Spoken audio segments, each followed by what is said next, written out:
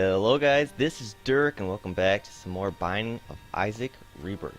I gotta be honest with you guys, as you can see here, we got Golden God. It's because I've done a couple recordings, but those recordings have failed. So we unlocked the Polaroid and I actually beat the chest, beat the blue baby in the chest. I also have beaten all the challenges except for the two we have yet to unlock. So, you know that I'll eventually record those and bring them out, but for the moment, they're too much of a pain in the ass. Like, they're too hard to do. As you can see, I did it with the Zazel. They're too hard to do in a consistent manner, I guess. That's not quite the way I want to say it, but it's probably the closest way I want to say it. But yeah, so let's go with Isaac today.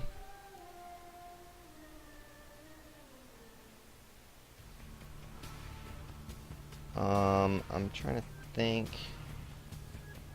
Today, oh crap, it's on right now. I was trying to wonder when the draft is gonna be on, and if you guys have watched any of these before, you'll know that I'm a pretty big Detroit Lions fan. So I've been following the draft pretty closely, and yesterday round two, or day two anyways, it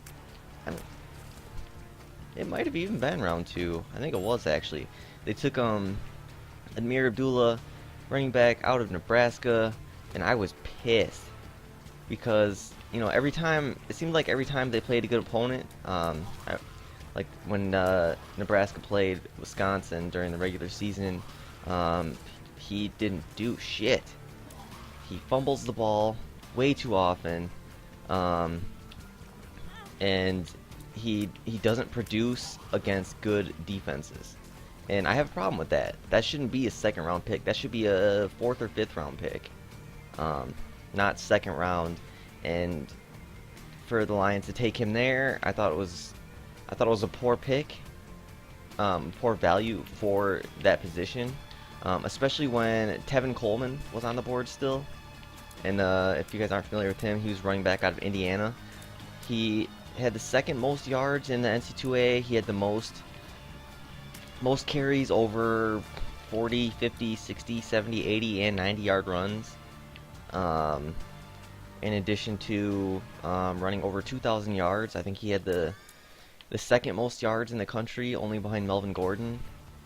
And he did that with a poor offensive line, and yeah, like I said, poor offensive line, and he did it for half the season on a broken foot. I'd like to see any running back in college previously that had the kind of year he did, which very few have broken the 2,000 yard mark. I'd like to know how many of them did it on a broken foot with a bad offensive line. Because Melvin Gordon, I'm a big Wisconsin fan. I like Melvin Gordon. I think a lot of his success, not all of it certainly, because he is a damn good running back, but a lot of his success was because he had a damn good offensive line. Whereas, Tevin Coleman, an awful offensive line, and he still put up 2,000 yards and all those big playmaking runs. Dude's a playmaker. I really thought the Lions should have picked him because he went a couple picks later to Atlanta. And if you're familiar with the Falcons, I can't think of the last time they've had a bad running back. Like ever since I was young, early 90s, mid 90s, I can't think of a bad running back they've had.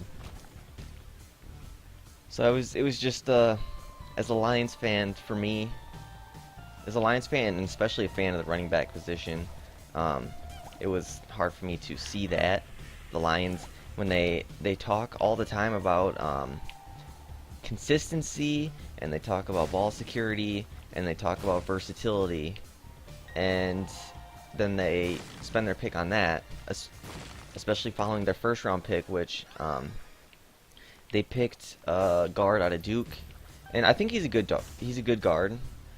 Was he first round pick? I don't know about that. I think there were some better players. There were better offensive linemen even.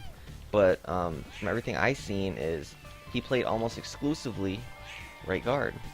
Um, and to me, that's not someone that shows versatility. That shows someone that's stuck at right guard and they don't play anything else.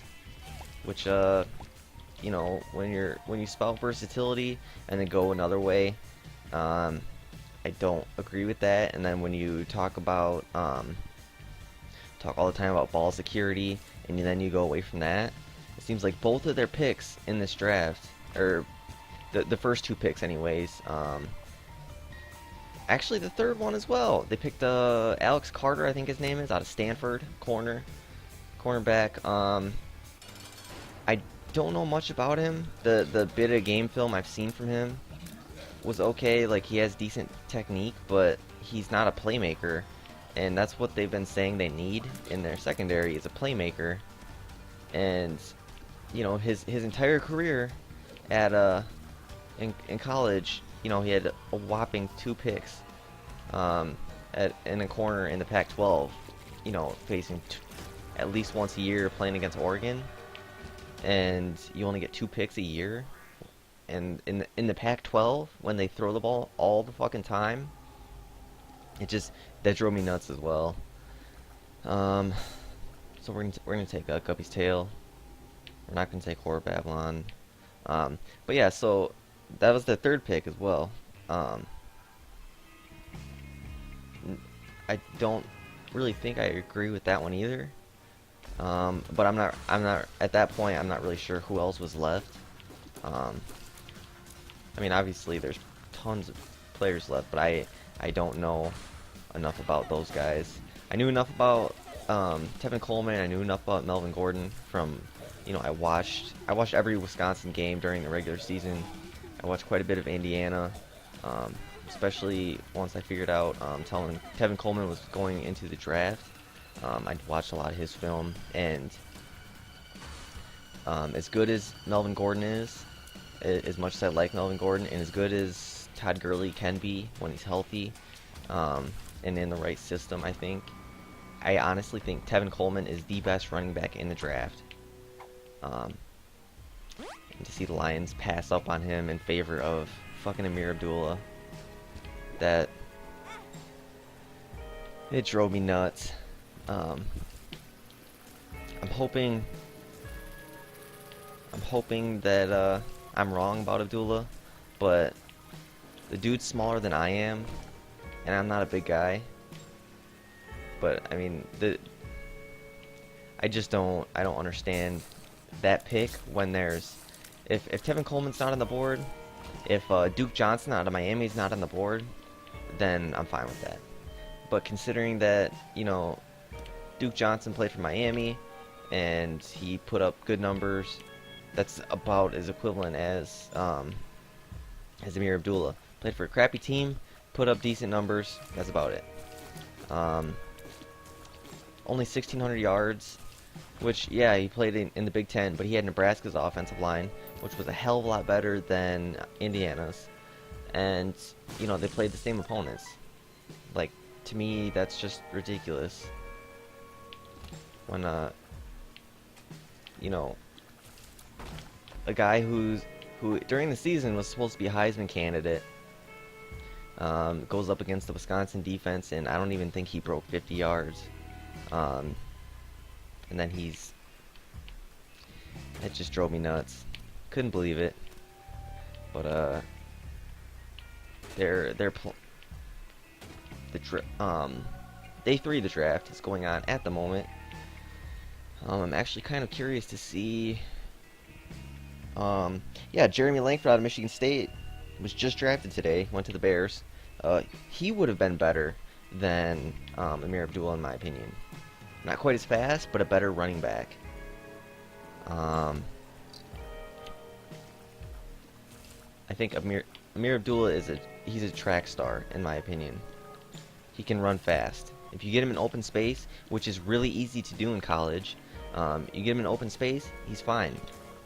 When he has to run between the tackles, when he has to break tackles, against NFL corners and safeties and linebackers and linemen, he's not going to do it.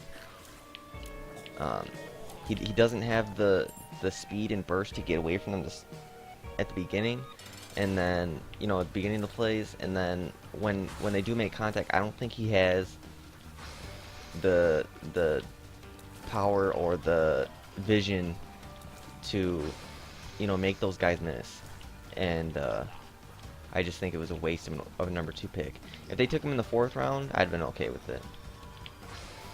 Take him in the 4th round, but to have him be your probably the guy who's going to carry the ball 2nd most times on your team, I don't like it. Not at all.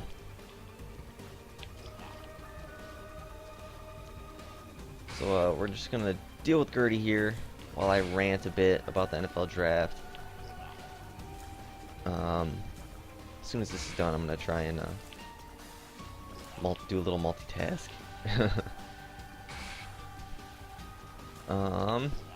Okay, well, she's just about done. There we go. So, okay, we got wooden spoon, and we got a devil deal. What are we looking at here? Should we take Gimpy? I think we will. Not gonna take the shovel though. Okay, so let's head down. We're gonna go sports, and I want to go NFL.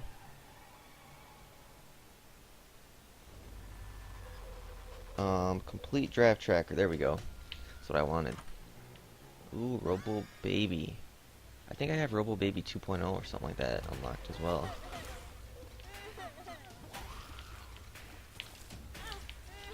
I got trapped there. Hopefully we can... There we go. One guy left. He shouldn't be bad. There we go. And he's finished. Alright, let's head up. Oh god, spiders. Spiders. Why so many spiders?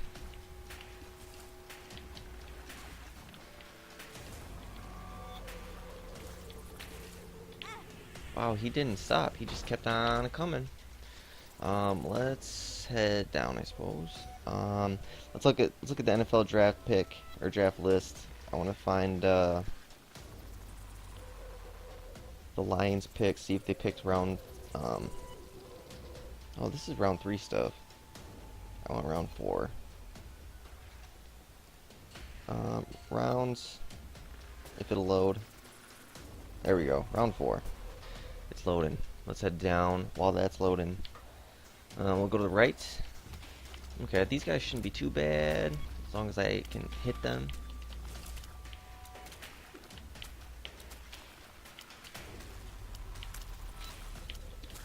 There we go. So he's done.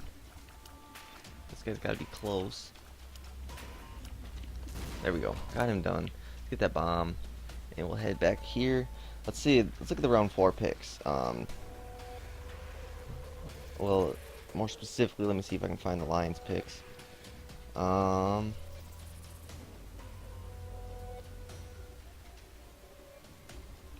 have not picked yet. Oh, they don't pick round 4, do they? That's right. Forgot about that. They don't have a round 4 pick. So I gotta wait till round 5. Yeah. Disappointing draft for the Lions, for me anyways.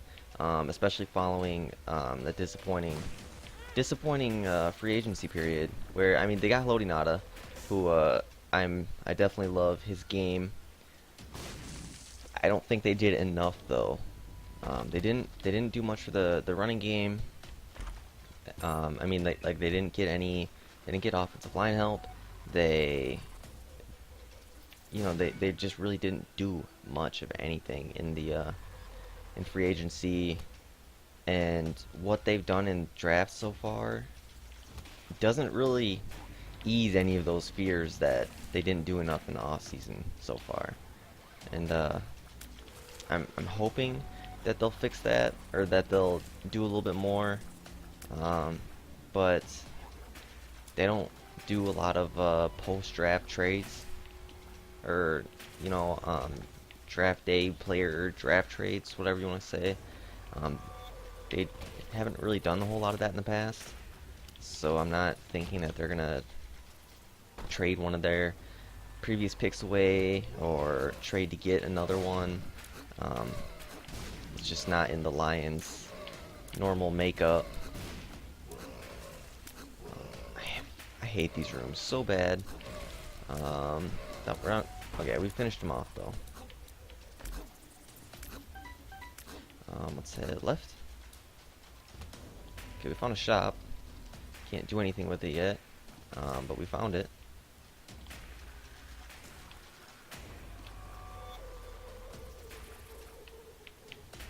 There we go. Okay, so I guess we gotta go this way.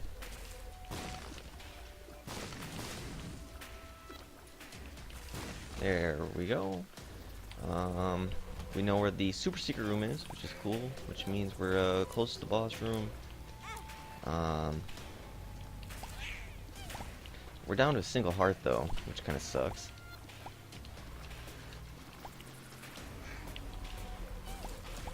There we go, got him done. Let's get that thing done. Okay, should be one more up here. Okay, I guess just that thing. There we go, nothing there. Let's get the super secret room. Got an eternal heart. Okay, I guess that'll give me like a protection heart basically. I did not like the positioning there.